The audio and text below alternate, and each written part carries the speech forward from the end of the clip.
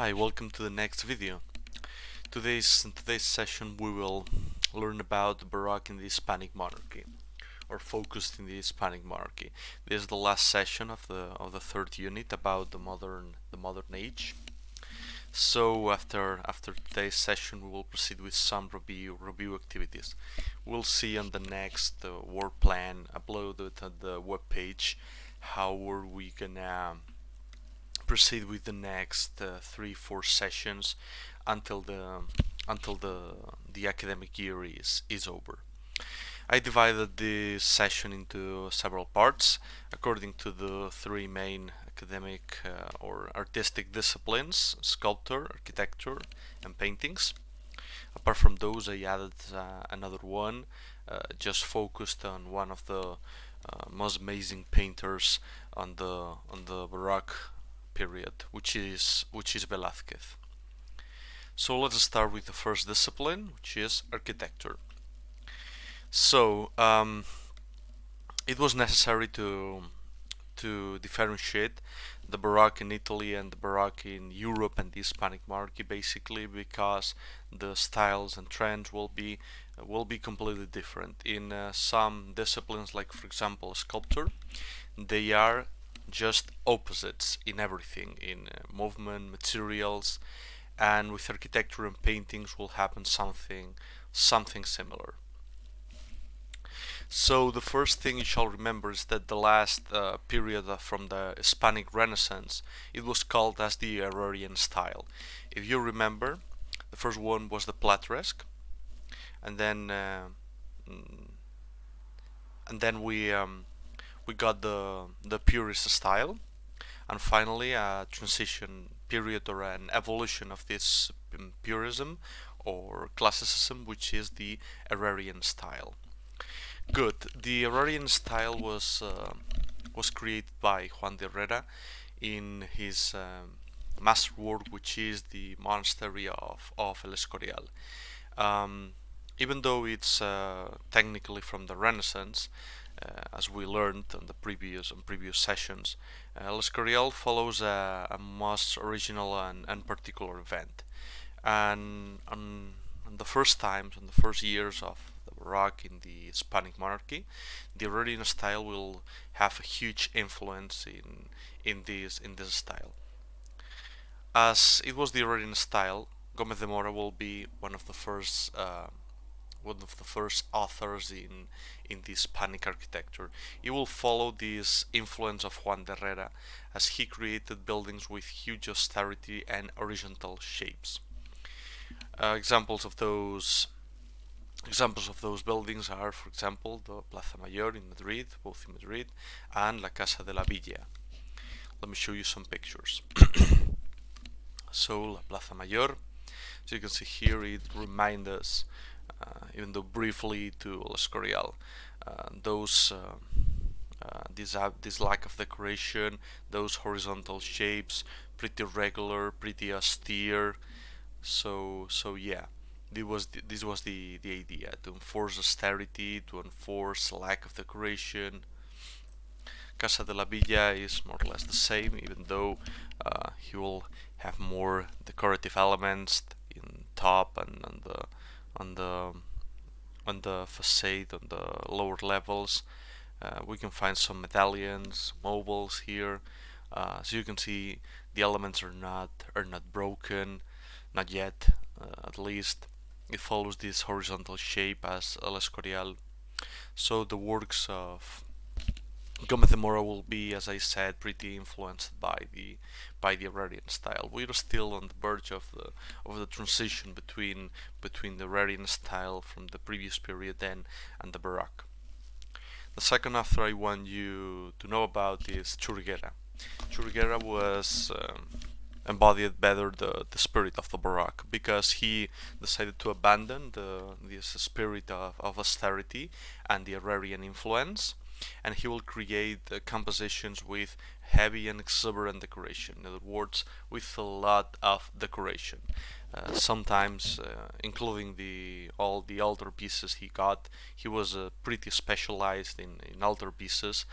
The altar pieces are sculptural compositions located just just before the altar. And the decoration was, as I said, pretty extensive, and uh, he will use the gold leafing as one architectural resource, or a chromatic resource. In Spanish, we call this gold leafing as pan de oro. Let's give you some examples. The altarpiece of San Esteban, he got a lot of them, uh, but as you can see here, pretty heavy decoration, exuberant. The gold leafing is everywhere. It's nothing new actually.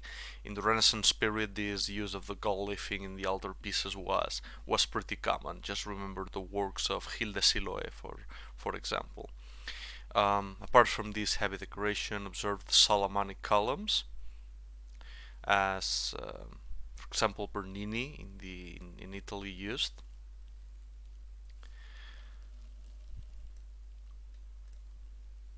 Alright, the altarpiece of San Esteban, those pieces located, sculptoric and architectural pieces located before the altar. Another example with the facade of San Cayetano.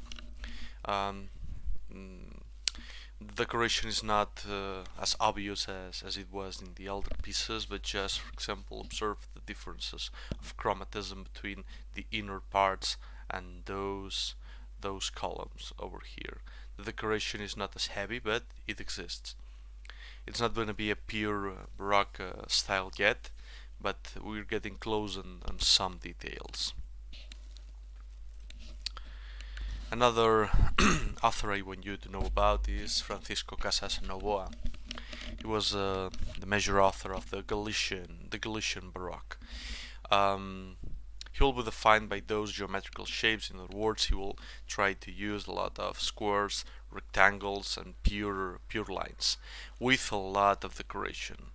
You will see in the facade of El Obrador, the Obradoiro of Santiago, this idea, the disposition in layers like a huge stair. All right, the geometrical shapes around all the structure. Observe those rectangles, and the extensive decoration all around this facade. Pretty amazing example. The Cathedral of Santiago. It's actually a pretty good example of styles that mixed all together, inside, outside, and it doesn't follow a pure Baroque or a pure Renaissance or Romanesque style. It's just a mix of those styles. All right, let's go with the sculptor. As I was telling you, the sculptor will follow complete different paths. From the Italian author. So the Hispanic sculptor is just going to just taking another road, another complete road. First, the material. The Italian artist had a preference for the marble and those hard materials, basically because they were able to work with those materials pretty amazingly. Just remember about Bernini giving those different textures to the clothing, to the rocks, to the skin. Here in the Hispanic Monarchy, the material will not be marble or stone, but wood, polychrome wood, in other words, painted wood. It was a really cheap material, so the sculptoric production was pretty cheap, and it was perfect to enforce expressivity and certain naturalism. So as wood is easier to work with, and if you have some failures or flaws as a sculptor, you could repeat the piece and not lose a lot of money. So they were perfect for the basis of the Hispanic sculptor, which was enforcing expressivity. All right, they will abandon everything about movement, about torsion, about composition or anomalous composition of characters on the same composition, and it's just about all expressivity. All right. The objective of the Baroque sculptor in the Hispanic Monarchy was to enforce the Catholic doctrine. That's why the majority of pieces they have to follow a religious theme. You have to think the Baroque Hispanic sculptor as a tool for the church to enforce doctrine and religious values to the population. Alright, two schools or two major trends, which are the Castilian school and the Andalusian school. A couple of authors here, Gregorio Fernandez for the Castilian school and Martinez Montañez or Alonso Cano for the Andalusian school. They follow different approaches to for sculptural production. On the Castilian school, they both have a naturalistic approach. Just a reminder, naturalistic means that they tend to represent people as they are natural life without making them perfect. Naturalistic is the opposite concept as idealization. Careful here, we're not using the word realistic, not yet. The realism is a specific artistic style from the 19th century. So, this naturalistic approach, he will be combined with this dramatic expressivity, right? Expression, showing pain, poignancy. Poignancy means patetismo in Spanish, um, a feeling or yes, a projection of physical weakness. And typically, those characters are represented with slimness and with some visceral content. Those are pretty famous with the representations of Christ. By visceral content, I mean the representation of wounds or representation of blood in the sculptor. Let's give you some examples. This is the idea of the Castilian school and Gregorio Fernandez. As you can see here, slim bodies. The anatomical representation is correct. This dramatism, poignancy, pain, wounds, open wounds, blood all around the sculptor. What was the idea? To enforce religious feeling, alright? To enforce religious doctrine. Another example, I think I did show you this one on the previous session. This is more contained, this is not as visceral as the previous one, but again, this languid, thin body, followed by some viscerality. Here you can observe wounds. Here more wounds, some blood on top of the sculptor. Careful here. Observe how the character of Christ is on the verge of slipping away, of falling. Do you remember it was one of the major characteristics of the Baroque, the instability of the characters. Again, dramatism in the Virgin.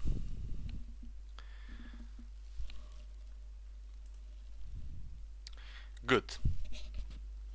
The Andalusian school they follow another trend. He will abandon all this viscerality, all those wounds, blood, and he will try to use another resources. Instead of following this dramatic expressivity, the sculptors of the Andalusian schools they will try to show serene and peaceful attitudes. So the characters in the Andalusian school they tend to be serene, calm, peaceful, and well, instead of using blood, using wounds, and using all those viscerality, the authors from the Andalusian schools they will use chromatic resources, so trying to show some chromatism, vivid colors, gold leafing in the sculptures. I'll give you some examples.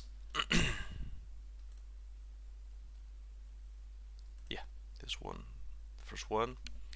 Inmaculada Concepción. So you can see here the gold leafing around all this mantle and in the background. Observe this attitude. Instead of showing pain, instead of showing poignancy, instead of showing this dramatic expressivity, just calm, serene, peaceful attitude.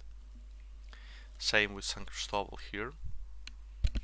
Again, calm attitude without pain, without.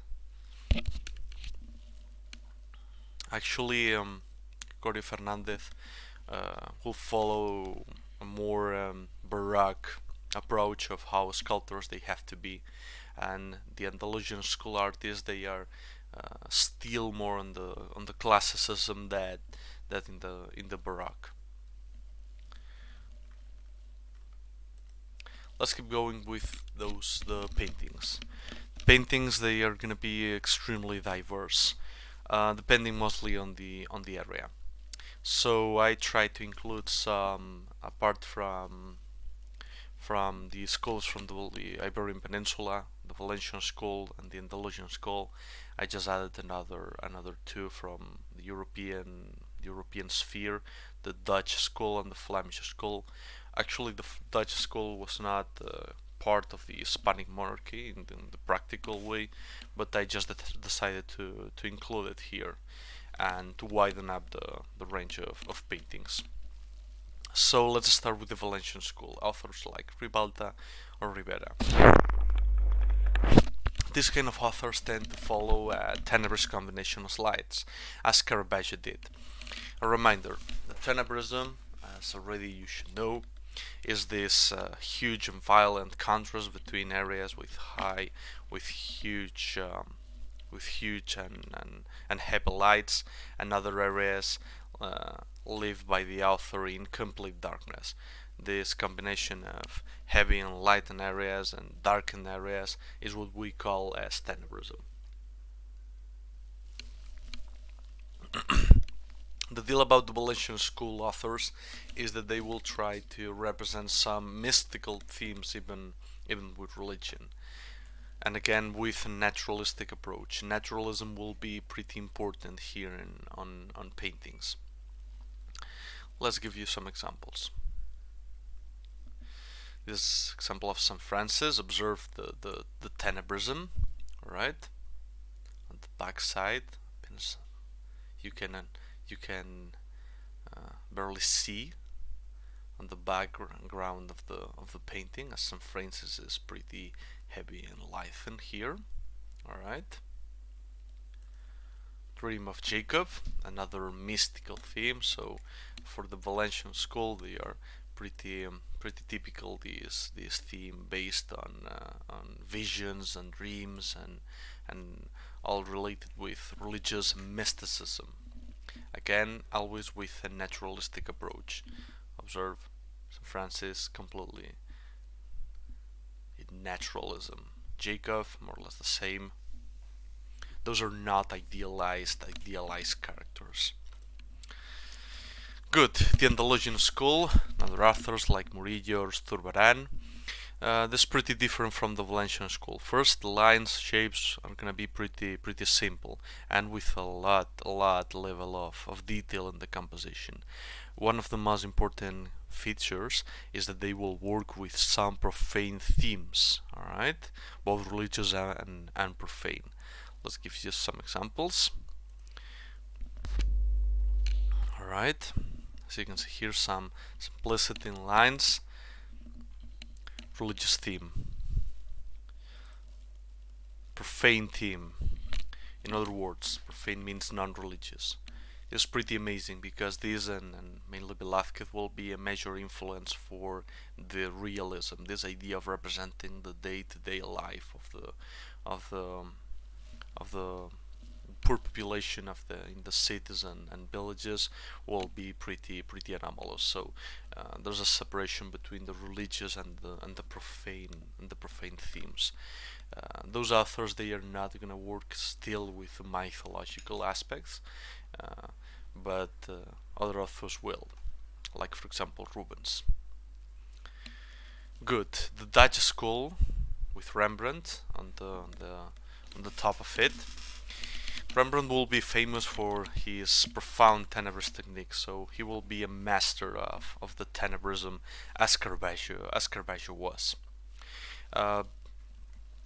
The Dutch school is specialized basically in portraits. Let's give you an example. This is one of the most famous works of Rembrandt. You will have to do an activity about this masterpiece. It's called the Night Watch, in Spanish Ronda de Noche. It's actually a portrait more than an historic painting. It should seem that it's like an historic painting and an historic event, but it's just it's just a portrait, a group portrait basically, because there's represented several characters from the Dutch society, along with some random soldiers and standard bearers and musicians. But this is a group portrait. Rembrandt also created some individual portraits, pretty amazing too. Important, as I said, from the Tenebris technique. Observe the difference in lights from here to here, and for creating a really special naturalistic style. Examples: the Night Watch. Now, the Flemish school, again another author, Rubens. Rubens tend to follow a more classical approach, both in technique and themes. There's an example to understand why it's following this classicist technique. Again, no tenebrism, just chiaroscuro, as a way of creating shadows and leaving some places with less lights than other ones. Again, nudity. Again, a mythological theme. Rubens also created some religious paintings. All right, apart from those mythological, like for example here. Quick detail. Another way of knowing if a painting was painted by Rubens, you have to look at the hands of the people. If you're looking at those twisted hands,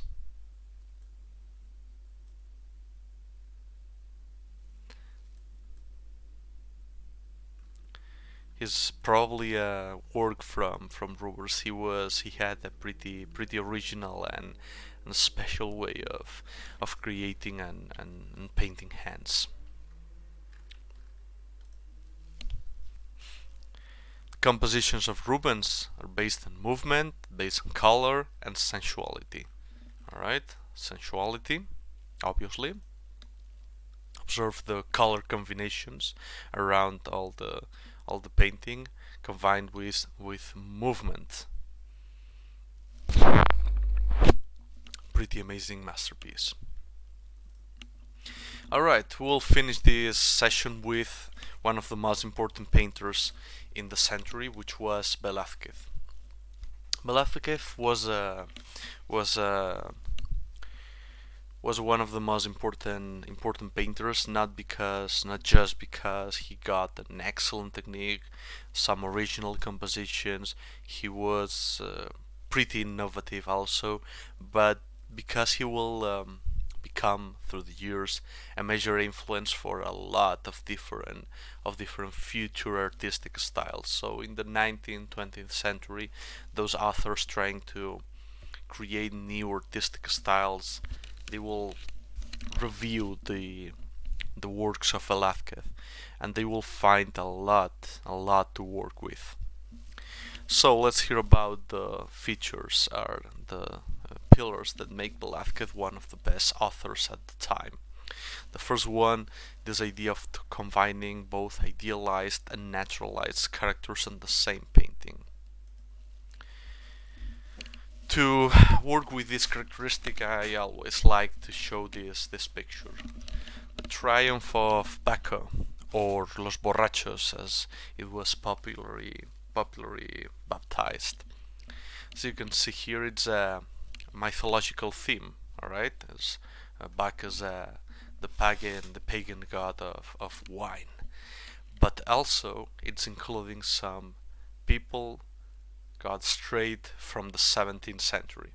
This idea of creating idealized models with naturalistic models, alright? The gods, just common folks from the Madrid of the 17th century, it was pretty amazing. Another characteristic, this popular theme even in a mythological, historical, or religious paintings. This is another characteristic that we can observe perfectly in the first piece, in the first work. All right.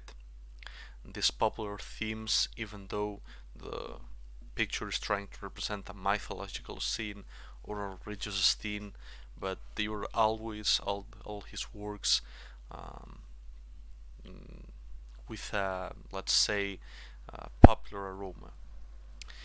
Then Velázquez was pretty good with portraits. He was pretty specialized in portraits, typically portraits for wealthy people from the court and generals.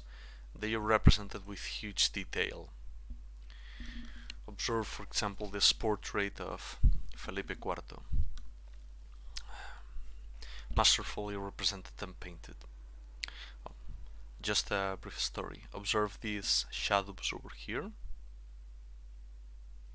and here in the musket. Those are parts that originally they were not showed because they were parts where Velázquez committed some mistakes. Uh, they had some mistakes here representing the knee or the musket. How he decided to correct them. Through the years, those mistakes they just popped out. All right, even though originally they did not appear. So just yes, even geniuses have mistakes. Then, another characteristic from Velázquez was those original compositions. Typically, he was trying to create some anomalous points of view and this character disposition. The most important piece to understand this is Las Meninas. Uh, the the great detail about this painting is not the value of the portrait by itself, but the disposition of characters. As you can see here, Velázquez painting this very work. All right. Well, not this very work because what it's gonna be painting here on the work are the kings represented in the mirror, which are in our point of view as some members of the court just watching at the kings and how Velázquez is painting them. This disposition of characters is pretty original, pretty special, and pretty anomalous. We'll see another example with Las Hilanderas. Alright, finally I want you to just pick some future artistic styles just to teach you how Velázquez was a major influence in those styles. The first one is the realism. The realism tried to represent with a crude point of view how the real life of poor people was basically. Um, Obviously, Velázquez was a major influence basically due to these popular and naturalistic compositions.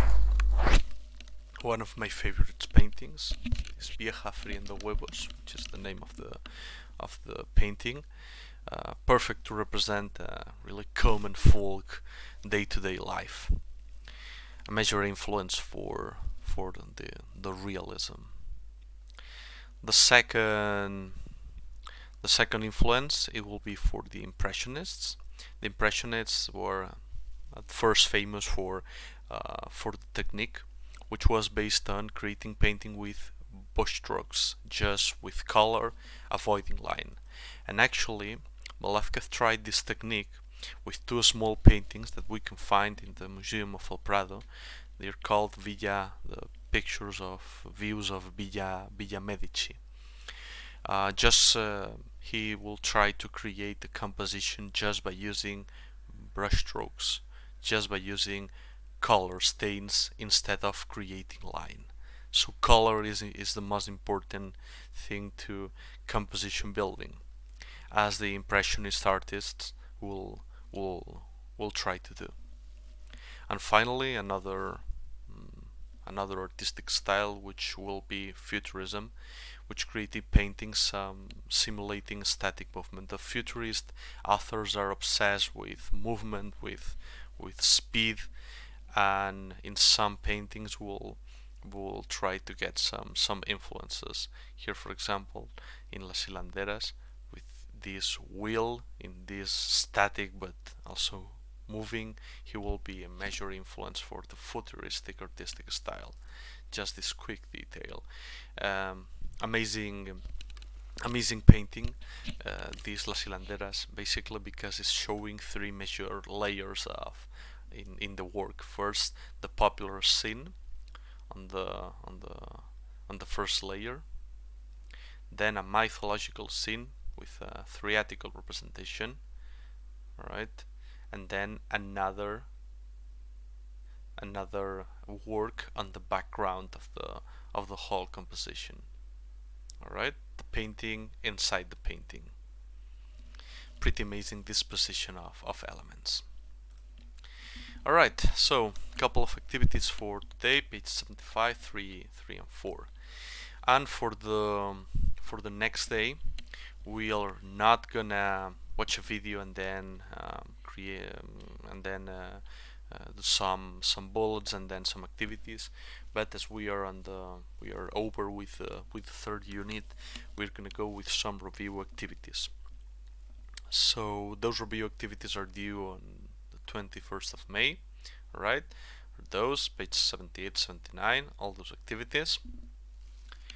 And well, this is the only thing you shall send to me on the 21st of May instead of watching a video. So careful here.